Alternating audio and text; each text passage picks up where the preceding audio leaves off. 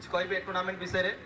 Tournament ବିଷୟରେ କିଛି କହିବିନି। ଯଦି କ୍ରିକେଟ ଖେଳ କରିବାର ଅଛି କ୍ରିକେଟ ଖେଳ ଯେମିତି ହୁଏ ସେମିତି କରାଯାଉ, ନହେଲେ ନାହିଁ ଟୁର୍ଣ୍ଣାମେଣ୍ଟ ଆରେଞ୍ଜମେଣ୍ଟ କରୁଛନ୍ତି। କାହିଁ 2-3 ଲକ୍ଷ ଟଙ୍କା ବେକାରଟାରେ ନଷ୍ଟ କରୁଛନ୍ତି। କୌଣସି ଗୋଟେ ଭଲ କର୍ମରେ ଲଗାନ୍ତୁ, ଗରିବ ଗରିବାକୁ ଦିଅନ୍ତୁ। ଏଇ ଯେଉଁ 6 ଓଭରିଆ 5 ଓଭରିଆ ଖେଳ, ତୁମେ ଗୀତ ବଜେଇକି ନାଚ କରୁଛ, ସେପଟେ ଅନ୍ଧାର ହେଇଗଲାଣି, ନା କମେଣ୍ଟ୍ରି କରୁଛ ନା ଅର୍ଗାନାଇଜର କି କହୁଛ।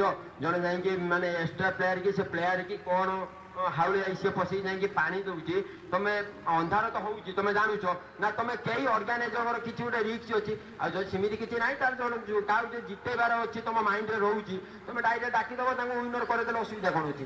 କ୍ରିକେଟର ତ ମୁଁ କହିବି ଆଜି ଆମେ ହାରିନାହୁଁ ବୋଲି, ଆମେ ଭଲ ଖେଳିଛୁ। ଆମ ଲାଇଟ୍ 11ଟା ବଲ୍ 18 ଟନ୍ ଟିପି କହୁଛି, ମୁଁ ପିକ୍ କରିପାରି ନାହିଁ ଟନ୍। ସେ ମୋତେ ଇନ୍ ପକେଇଲା ଫାଷ୍ଟ ମାଇଲି, ତାପରେ ଲାଲଟୁ ଆଉଟ୍ ପକେଇଲା, ମୁଁ ଜାଣି ହିଁ ପାରିଲିନି। ତାହେଲେ କେମିତି ଖେଳ ହବ? ତୁମେ କାହାର ଆଜି ଗୋଟେ ତୁମ କାହାର ଗୋଟେ ରେସ୍ପନ୍ସ ଥିଲା କୁହ ତ ଖେଳ ଭିତରେ, ଯେ ଶୀଘ୍ର ଖେଳ ହଉ। ଖେଳରେ ଏତେ ବାଟରୁ କାହିଁ ଡାକୁଛ?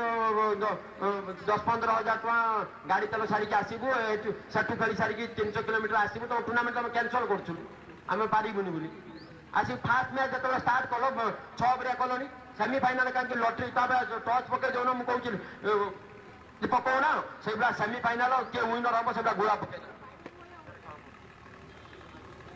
ଏବେ ମୁଁ ରିକ୍ୱେଷ୍ଟ କରିବି ପରେ ସାମଲ ଆମ ଗହଣରେ ପହଞ୍ଚିବେ। ସାମଲ